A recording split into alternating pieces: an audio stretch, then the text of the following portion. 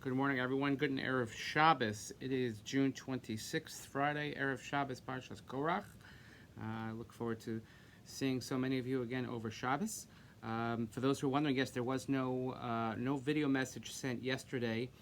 We actually did not have a sponsor, and the production costs are simply just too high, and I have to deal with the union guys, and it's just so your sponsorship really helps and makes it happen. But here we are today, and I want to just please remind everyone to continue to sign up for all the minions for Shabbos and the weekday, and also to please continue davening for refuah shalema for those who are ill in our community and all over the world. Mordechai ben Elka, Rabbi Falzev ben Rickel, Gittel bas Sarah, Noah Alice Balilach Esther, Razel bas Sarah, and all those who need it. And please also continue to participate in our ongoing virtual journal as we have our largest fundraiser of the year. This year we're honoring Barbara and Andy Hutter and Yoni Glatt for their many, many decades of service. Yoni is our youth director, and Barbara and Andy, of course, as from the original members of our synagogue. We will look forward to when we can have an actual celebration in person, which as time goes on, hopefully as the restrictions become more eased, we will be able to do so accordingly. Also, let's just take this opportunity to wish a refuah shalema to Andy Hutter, just recovering from his knee surgery, and I know you're doing well, and I hope that the recovery and the therapy goes well for you, Andy, and I hope you have a peaceful and restful Shabbos. Our sponsor today actually is an anonymous sponsor in honor of two occasions. First of all, today Andy Hutter is observing the yahrzeit for his father, Chaim Shlomo ben Yaakov Halevi. And if you'll look back at one of our originally sponsored videos where I told the story about Andy's grandson named for his father at the Shloshim, one of the most moving probably events of my rabbinic career, and something that I always look back upon fondly. Hard to believe how long ago that was. And thank God through technology, Andy was able to join us this morning at Minyan via FaceTime, which was really exciting. So again, Andy, your father's neshama should have an aliyah. And the other sponsorship in honor of is actually this Shabbos. If you'll be in shul, you'll hear a beautiful laning. We're celebrating the anniversary of Josh Brickman's bar mitzvah. Now, I have to say that I'm using a lot of self-control here because somehow through the wonderful connections that I have, I was able to procure a picture from Josh's bar mitzvah, but I refrained from sharing it because I'm a little scared, to be honest with you. But no, but when you see Josh, one of the great stories of all time that I have ever heard was a story that Josh told me from his bar mitzvah. And if you see him, ask him to tell you the story about his bar mitzvah and why Rabbi Meir Kahana was at Josh Brickman's bar mitzvah. But again, this Parshas Korach every year, Josh Lanes. So again, the anonymous sponsor in honor of your bar mitzvah anniversary. And this Dvar Torah, as we head into Shabbos, is something I think that applies to all of us, particularly during this time. So the question is asked is, why is it that Korach, who felt that the division of power, the division of labor, the honorific, so to say, were given to Moshe and Aaron, and he complained about it. He felt it wasn't fair. There was not an equal distribution, so to say.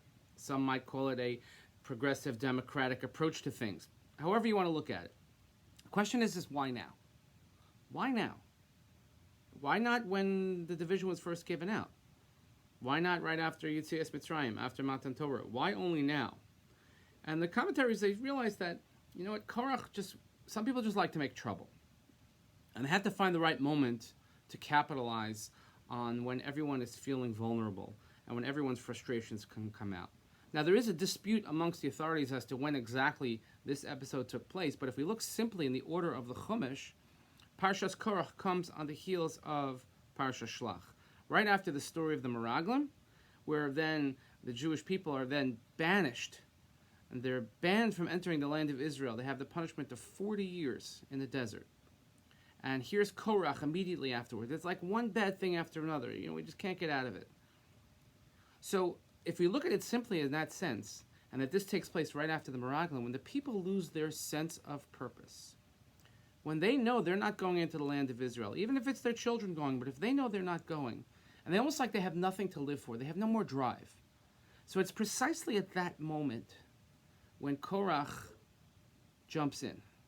Korach steps in and he capitalizes on their lost sense of purpose. And when all the frustrations and all the grievances and every complaint and things that they never thought about that bothered them, all of a sudden that bothers them. And that's why he was able to get each and every individual in his cohort, even though they may have had different gripes against Moshe or against God, against their plight, but they all united together in complaint. And that's why Korach was successful, even though he ultimately was not successful. But that's why he was able to really compile these lists of grievances together against Moshe Rabbeinu, causing such angst in Klal Yisrael, and of course the terrible tragedy that follows. You see, when we lose our sense of mission, when we lose our direction, it's very easy to fly off course, and it's very easy to say, you know what, we're gonna find everything that's wrong. We've been thrown off course the last couple of months, and we're really trying hard to stay on course, and now we're heading back that direction. Now the key is that we cannot fall into the abyss of despair. We cannot say, oh, you know, it's never going to get better. We're never going to be back to the way we were. Maybe we won't be exactly the way we were, but we're going to get back. And we're going to be with stronger resolve, with newer commitments, with a newer understanding, with adjustments, with adaptability, all of the requirements that we have that keeps us mission-driven. That's what a shul is about. That's what our tradition is about. That's what our families are about. So we'll look back at this one day, hopefully, and this will be maybe a rather large hiccup, a large pothole. But we will have figured out how to navigate it properly, and we will not let our frustrations, our grievances get the better of us. Instead, we will continue to be mission-driven. We will continue to follow the path and the course that we want to follow as far as a synagogue community, as far as a Jewish community, as far as individuals as part of the larger community. And that's something that we need strong individuals, people to really dig down, find their resolve, and reinstill and reinvigorate their commitments towards our mission. So on this Shabbos, and one what we read about strife, we read about machlokas, we read about problems. Let's not focus on problems. Let's focus instead on the mission. And when we focus on the mission, we can indeed accomplish everything. So I wish you all a Shabbat Shalom. I hope you have a peaceful and restful Shabbos. I look forward to seeing many of you in shul, at least the top portion of your countenance in shul, as the bottoms are all covered with masks. And we will daven together, we will learn together, and we will have a wonderful Shabbos together. Shabbat Shalom, everyone.